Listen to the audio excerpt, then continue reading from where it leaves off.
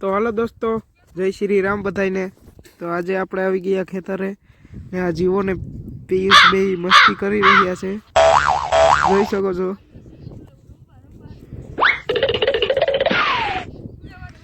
એને બેને મસ્તી કરવા સિવાય કઈ ધંધો નથી।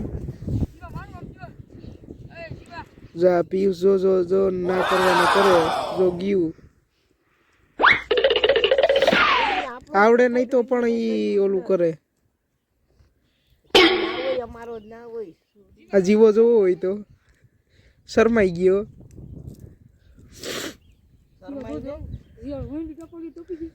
અને આ પાછો વર્ગો જોવો હોય તો ઈ